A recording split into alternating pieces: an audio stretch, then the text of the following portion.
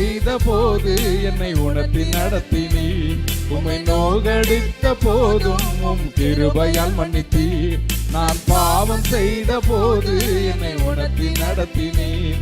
உம்மை நோகடித்த போதும் உம் கிருபையால் மன்னித்தீர். என்னை விட்டு கொடுக்காதவர், என்னை நடத்துகின்றவர், என்னை பாதுகாப்பவர் நேசரே. என்னை விட்டு கொடுக்காதவர், என்னை நடத்துகின்றவர், என்னை பாதுகாப்பவர் நேசரே. நான் தலை குனிந்த போது என்னோடு கூட வந்தி. நான் குனிந்த இடத்திலே என் தலையை உயர்த்தினீர். நான் தலை குனிந்த போது என்னோடு கூட வந்தீர். நான் குனிந்த இடத்திலே என் தலையை உயர்த்தினீர். என்னை விட்டு கொடுக்காதவர், என்னை நடத்துகின்றவர், என்னை பாதுகாப்பவர் நேசரே. என்னை விட்டு கொடுக்காதவர், என்னை நடத்துகின்றவர், என்னை பாதுகாப்பவர் நேசரே. சங்கீதம் 139 சங்கீதத்தில் தாவீது ராஜா தனக்கு மிகவும் ஆச்சரியமூட்டக்கூடிய 3 காரியங்களை விவரித்திருக்கிறார். அந்த 3 காரியங்கள் எவைகள் என்று நாம் தியானிப்போமாக. ஒவ்வொரு மனிதர்களுக்கும் ஒவ்வொரு காரியங்கள் விசேஷித்தவைகளாக தெரியலாம், ஆச்சரியமூட்டக்கூடிய காரியங்களாக தெரியலாம். உலகத்திலே பரவசமூட்டக்கூடிய, ஆச்சரியப்படுத்தக்கூடிய அநேக காரியங்கள் இருக்கின்றது. பட் தாவீது அரசனை பரவசமூட்டின, ஆச்சரியப்படுத்தின 3 காரியங்கள் எவைகள் என்றால், 139 சங்கீதம் 6 வசனத்தில் இவ்விதமாக சொல்லுகிறார்: இந்த அறிவு எனக்கு மிகுந்த ஆச்சரியமும் எனக்கு எட்டாத உயரமாயிருக்கிறதே.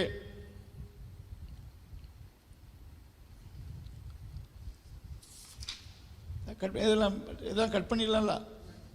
இந்த அறிவு என்று சொல்லும்போது தேவனுடைய நாலேஜை குறித்து இங்கே குறிப்பிடுகிறார். 1 வசனத்தில் இருந்து 12 வசனம் வரைக்கும் வாசித்து பார்க்கையில் தேவனுடைய அறிவை குறித்து மிகவும் ஆச்சரியப்பட்டு, தேவனுடைய அறிவு ஆச்சரியமானது, அற்புதமானது என்று இங்கே குறிப்பிடுகிறார். 1 வசனத்திலே, கர்த்தாவே நீர் என்னை ஆராய்ந்தறிந்திருக்கிறீர். 2 வசனத்தில், என் உட்காருதலையும் என் எழுந்திருக்குதலையும் அறிந்திருக்கிறீர். என் நினைவுகளை தூரத்தில் இருந்து அறிந்திருக்கிறீர். 4 வசனத்திலே, என் நாவில் சொல் பிரமாதத்திற்கு முன்பாகவே தேவரீர் அதைகளெல்லாம் அறிந்திருக்கிறீர். நான் நடந்தாலும் நான் படுத்திருந்தாலும் என்னை சூழ்ந்திருக்கிறீர். என் வழிகளெல்லாம் உமக்கு தெரியும்.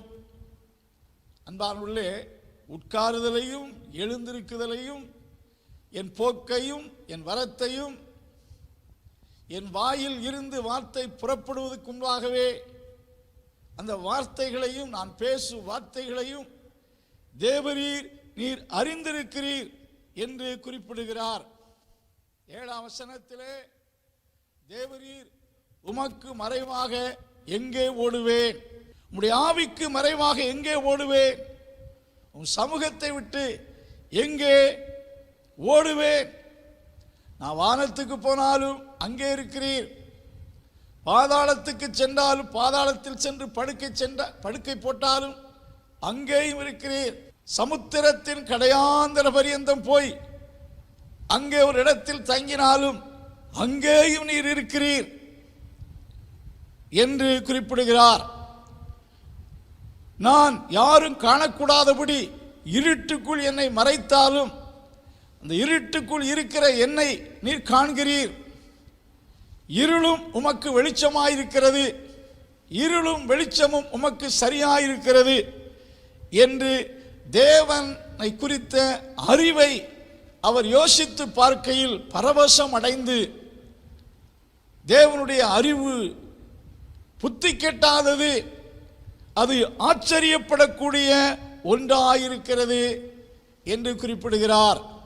தாவீதுடைய வாழ்க்கையிலே தேவனுக்கு மறைவாக ஒன்றும் தன் வாழ்க்கையில் இல்லை. Nothing was hidden to God in his life என்ற உணர்வு அவருக்குள் இருந்ததை பார்க்கிறோம். உலகத்தில் நிறைய பேர் மெய்யான தேவன் யார் என்று அறியாமல் இருக்கலாம், தேவனை அறியாமலே வாழலாம். ஆனால் தேவன் எல்லாரையும் நன்கு அறிந்தவர்.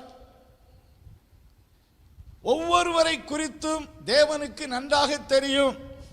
மனிதனுடைய நினைவுகள், இப்பொழுது நாம் ஒரு மனிதரோடு பேசணும் என்றால், பழகிறோம் என்றால், அந்த மனிதருக்குள் இருக்கக்கூடிய நினைவுகள் என்ன என்று நம்மால் பார்க்க முடியாது. மனிதர்களுக்குள் இருக்கக்கூடிய வியாதிகளை ஸ்கேன் பண்ணி கண்டுபிடிக்கலாம், கட்டிகளை கண்டுபிடிக்கலாம். பட் மனிதனுடைய மனதில் இருக்கக்கூடிய தாட்ஸ், நினைவுகளை கண்டுபிடிக்க முடியாது. ஆண்டவர் சொல்லுகிறார், கர்த்தர் சங்கீதக்காரன் தேவரீர் என் நினைவுகளை எல்லாம், என் நினைவுகளின் தோற்றத்தை எல்லாம் தேவரீர் நீர் அறிந்திருக்கிறீர், இந்த அறிவு எனக்கு ஆச்சரியத்தை உண்டாக்குறது என்று குறிப்பிட்டு சொல்வதை பார்க்கிறோம். God knows everybody perfectly. ஒவ்வொருவரை குறித்தும் தேவனுக்கு நன்கு தெரியும். அன்பானுள்ளே, யோவான் சுவிசேஷத்தில் 2ஆம் அதிகாரம் கடைசி வார்த்தையில் இவ்விதமாய் சொல்லுகிறது, மனிதனுக்குள் இருப்பதை அவர் அறிந்திருக்கிறபடியால் மனிதனை குறித்து யாரும் அவருக்கு சாட்சி சொல்ல வேண்டிய அவசியமில்லை. He knows what is man's hearts.